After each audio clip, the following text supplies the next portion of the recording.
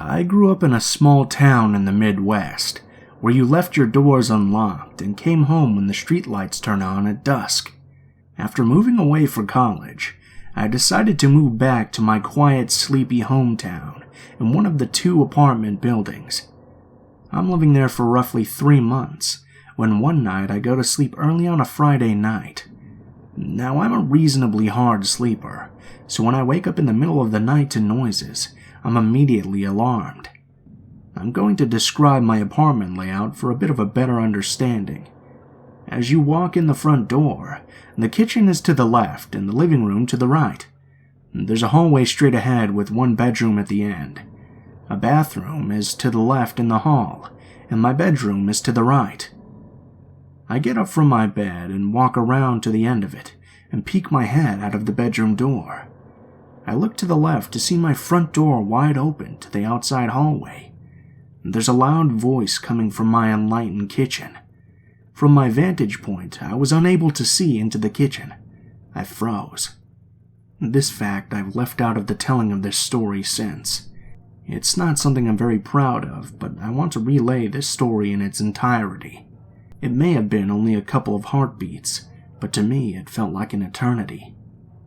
I come to my senses after realizing that I've stopped unconsciously breathing. I take a shallow breath to steady my mind and try to gather my bravery. There's no thought process about what to do at this point. I let my body and my instincts take over. I turn around and head back to the far side of my bed, grab my phone from the nightstand, and quickly remove it from the charger. Luckily, my bed frame is high enough for me to squeeze under without much difficulty. I immediately realize that there's no escape from my hiding spot if things turn south. I'll have to rely on luck to get me through this. I dialed 911, and a woman answers and asks about my emergency. I briefly explain in a whisper that an unknown man is in my apartment, and I'm currently safe. I lay there listening to the chaos in my home, reassured by the presence of my cat, Marcy, laying under the bed with me. It seems to me that he's in a phone call based on the one-sided rambling. I tell the operator this fact and explain my fear that he's going to bring other people into my home. He's making enough sound to allow me to give a play-by-play on the call. The man starts screaming about killing someone. I'm unsure at this point whether he's talking to the person on the phone or if he knows I'm there. The voice is unfamiliar, but this does little to ease my terror. He then starts ringing the doorbell in the outside hallway and yelling for me to come out. My blood runs cold as I realize that he might come try to find me. Marcy is alarmed by the doorbell that hasn't ceased ringing, and she creeps out from under the bed. I panic. What if he hurts her? I start whispering as loudly as possible to get her attention without letting him know my location. She senses my unease and crawls back under the bed with me. At this point, it felt like an eternity, and I ask the operator how long until the police arrive. She's unsure but assures me that they're on their way. My town is roughly a 30-minute drive to the nearest city police, but I assume there's a highway patrol that would be arriving soon. Little did I know that safety was in to rush to get to me. I hear him walking around my apartment when he enters my extra bedroom, which is my storage room with a bed. He hasn't stopped yelling all this time. I'm still unaware whether or not he's on the phone or not. I hear him mention that this must be a kid's room. I shush the operator because he ceased his screaming for the moment, and I hear more noises like he's going through boxes and throwing things around. Then my fear is realized as I hear him quietly enter my room. I see his feet walking to my closet from my vantage point. He starts going through my clothes and emptying my hamper onto the floor. He turns around and walks to my bed and sits down. I stopped breathing. I think he laid down at this point because the pressure of the bed lessens on top of me.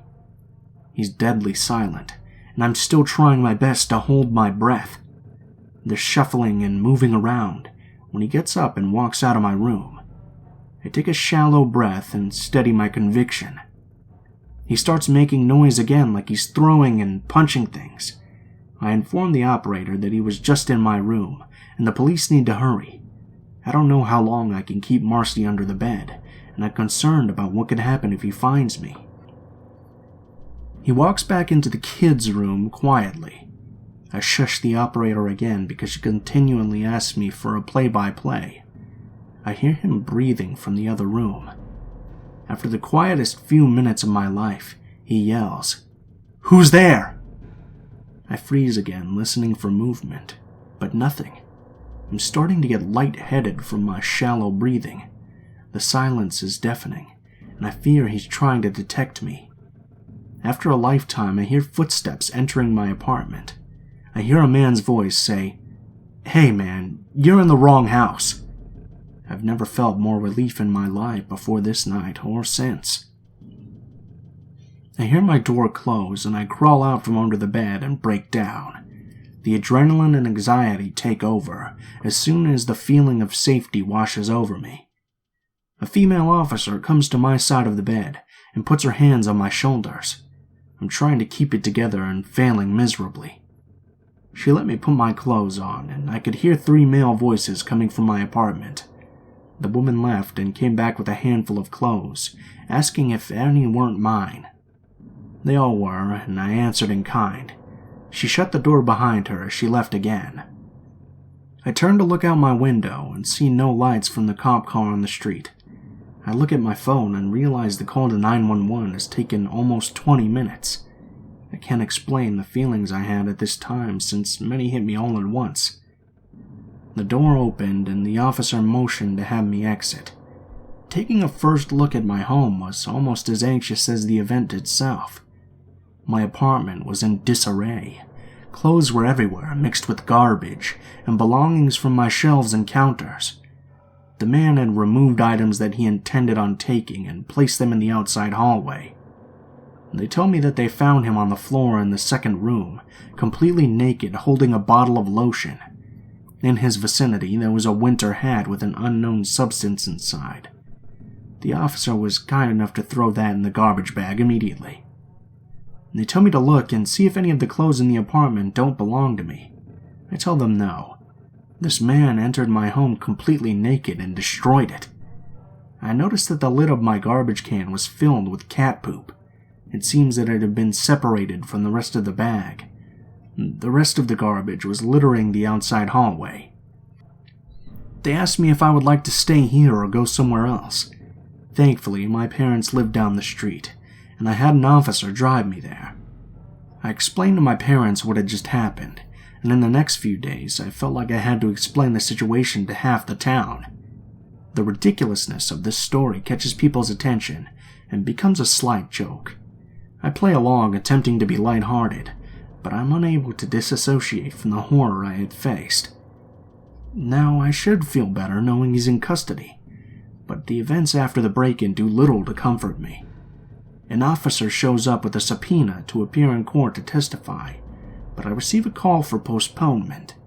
I just wanted this to be behind me. After a month, I call the phone number on the paper I received and ask when they're rescheduling for, since I hadn't heard anything.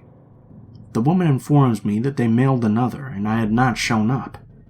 I asked, where was it sent, since I haven't received a summons? She tells me they sent it to my address, but in the wrong town. How can they not know where I live? The crime happened here. She tells me that he pled guilty and was given 180 days. I was furious. This man would get out in a short 8 weeks for attempting to steal and entering my home. She reassured me that he received another 180 days for a previous bench warrant he had. What justice is there that someone with priors gets a short 3 months for traumatizing a stranger? After his release, I kept track of his location using the sex offender registry. He had relations with a child years prior.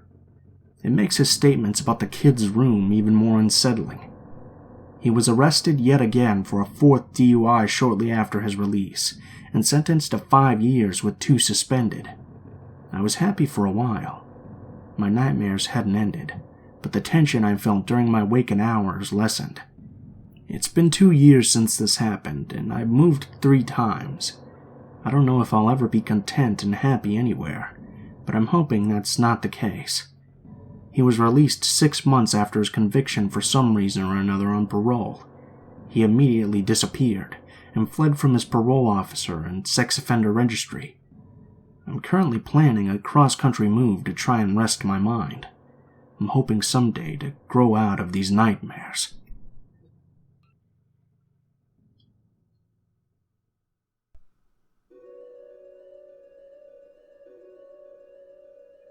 The story I'm about to tell is a little difficult for me to talk about for 2 reasons.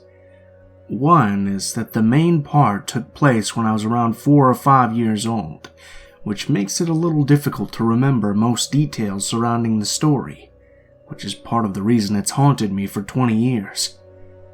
The other reason is that this story makes me feel really uneasy to even think about, and this might be the only 3rd time I've ever told it in full.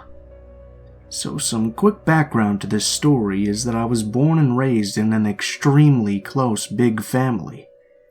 We all lived within about a mile from each other, around a large park in a small Texas town. An unrelated fun fact for those horror fans out there, this park is the present-day location of the majority of the town that dreaded sundown murders. Now, my family was jam-packed full of aunts and uncles, and I'd say I saw them all at least once a week for my entire childhood. I can't stress enough how close we all were growing up, and how trusted they all were, as it plays an important part in this story. This story came up recently between my older brother, my mother, and I, because I opened up about a series of nightmares I've been basically plagued with for as long as I can remember. These nightmares are always very similar, and basically always consist of me as a small child in my childhood home, attempting to escape my house while something horrible chases me. The something is never actually visually seen, but it's more like I sense this massive looming person reaching out at me from the dark, and it always catches me before I can get outside. This usually results in me waking up in a cold sweat.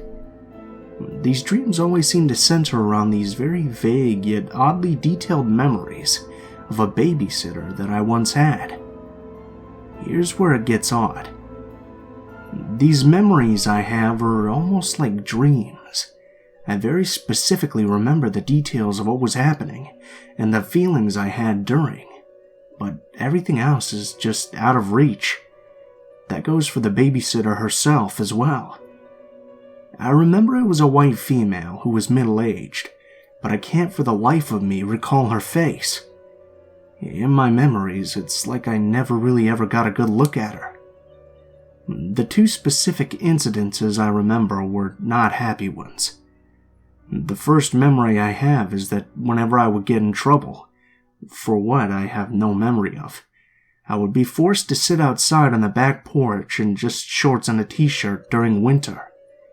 I remember because I would shiver and sit there quietly, scared complaining would cause more problems. The second memory was even worse to me. The babysitter loved to play this game she made up.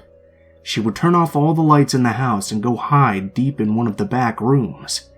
I was left in the front room and told that if I wanted food or to watch TV, I had to find her first. I never had any idea where she was hiding, and if I ever found her, she would jump out screaming like a madwoman and chase me.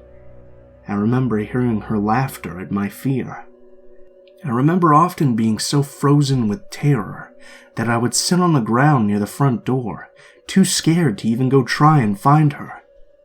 No matter how long I waited, she would never come out of hiding, no matter how hungry I got. I remember this one time very well. I was so little and scared. I was whimpering as I slowly built up bravery to walk into the back hallway looking for her. My hunger felt deadly at this point, and I needed to find her. I checked bathrooms, bedrooms, closets, and nothing. She was nowhere. I remember standing in my parents' bedroom, just trying to figure out where she could be, when I saw her. She was a dark shape under the big bed, peeking out at me from under the bed skirt. We stared at each other unmoving. I couldn't make out her face, but I knew she was smiling at me like a crazy feral animal under there. I remember her sliding herself along the floor so fast. I screamed and turned to run as she made it to her feet, and then the memory goes dark. I don't know what happened after that, and that scares me just as much as the memory I do have of the event. I never shared these memories because they seemed so distant, and I often wondered if they were even real. One day when I was in my 20s, I mentioned the nightmares to my mother and brother when we were just sitting around talking during one of the weeks where my brother and I were home from college. We would often do this and tell funny stories, and remember all of the kids we knew from long before. Then I decided to ask my mom about the babysitter. She seemed confused. She told me she never hired babysitters for either I or my brother. Because of how big and close my family was, and how protective my mom was of us, she never trusted anyone but family to watch us. My aunts and grandmother were the absolute opposite of the woman I remember. Loving, kind, fun, and treated me almost like their own children. I couldn't imagine any of them doing these things to me. My mom seemed genuinely confused, but also slightly worried like a mother would when hearing such a horrible story. She told me she truly couldn't even begin to imagine who I was talking about. With her certainty, and with the memories being so vague in important places, I decided I must have imagined it after all. Then my brother brought it up again the next day when we were driving together. "Yeah, I remember that," he said with some concern in his voice. "Like, I remember seeing you get taken outside and being forced to sit there, and I thought it was so horrible. I don't know why we never told anyone." He too had no memory of who the woman was, but he remembered feeling defenseless over the whole thing. He only had vague memories of the horrible game she would play, but pointed out how he has absolutely no memory of her ever targeting him with her torment. He remembers the events as if he were just an audience member. He did, however, remember some things that I didn't. This included that I often got in trouble because I would often use my imagination to tell stories, and that the babysitter would get mad at me when she realized it wasn't true. This resulted in me getting kicked out of the house. I just want to point out that my brother is only 1 year older than I am, so he too would have been very little. I've thought about bringing it back up to my mom, but I honestly trust that she has no idea who I'm talking about, and I don't want to make her feel horrible about something so long ago that she clearly has no idea about. I just wish I could understand what the hell happened, and who the hell she was. My brother never brought it up again after this, but told me at the time that he had always played that memory off as being so young, and just misunderstanding whatever happened.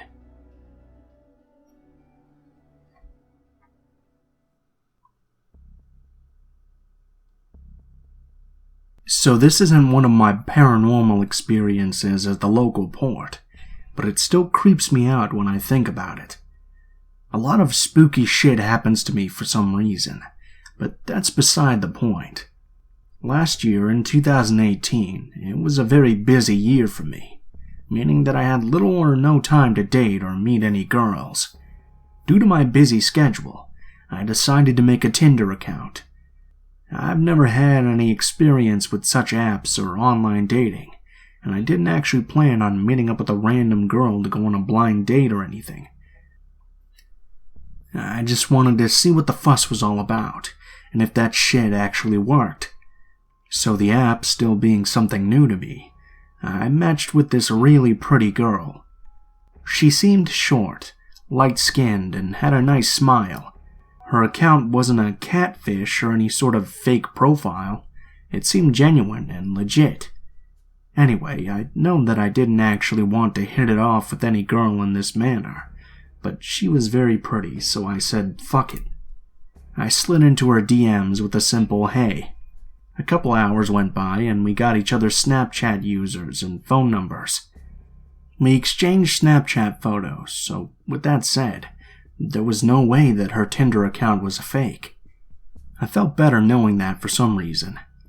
She said that she lived in the city that was about 20 or 30 miles north of mine. I had nothing planned for the next day, and neither did she, so we decided to meet up at her house the next day to mess around. The next day came by, and we planned to meet up at around 10:30 p.m. The neighboring city where she was from was about a 30 to 45-minute drive from my place, so around 10 p.m.-ish, I decided to start driving over. As I'm driving over, I get a phone call from her telling me to instead go over at a later time at around midnight. I didn't mind since I have friends who lived in her city, so I paid them a visit. Meanwhile, I waited for her. 11:45 rolled by and I started to drive to her place. My friends didn't know what I was up to. They just thought I popped in to visit them randomly. So this girl sends me her address, and at first the address that she had sent me led me to this upper-class suburban neighborhood. I reached the address, and it was close to what I would describe as a white mansion. I called her to tell her that I was parked on her driveway, and asked her to come outside so I could assure myself that it was the right place. She said, "I don't see you. Are you sure you followed the directions?" Well, to avoid any more fuck-ups, she just sent me her current location through iMessage. At first, I found it odd, but I followed the directions to the location anyway. So midnight rolled by, and I was on my way to her current location, which was actually kind of far from the address she had originally sent me. As I'm driving, the directions are telling me to drive off the path and into a dirt road surrounded by cornfields. This spooked me a little, because I was now in the middle of nowhere. I was about 10 minutes away from any civilization. Red flags started to trigger in my head, but I ignored them, because there was no way that her account could have been a setup. I had seen her pictures on Snapchat, and you can't Photoshop those as far as I'm aware. So after driving through a dark-ass dirt road through the cornfields, the directions led me to a broken-down old house. It looked uninhabitable. There were no cars outside or in the driveway. The only light I saw on was the porch light. I called this girl to tell her that I was outside. She replies with, "Okay, I'll be right out." On a side note, I'm a pretty big dude and I train every day. I'm not easily intimidated by others, but there are some situations where you're just helpless and have no option but to evade for the fear for your life. So I'm waiting by my car when I see this figure come out the front door. It was dressed like a nun. Black veil, long dress, voodoo charms, and she's holding a fucking voodoo doll on her left hand. I was pretty spooked out, but I thought maybe it was just a prank. I gave it a few seconds for the cameras to pop out. But the person just stood there, and I slowly started to realize that this wasn't a prank, because a few seconds later, I saw another figure in a similar outfit peeking out of a door, starting to make a run towards me with a fucking machete.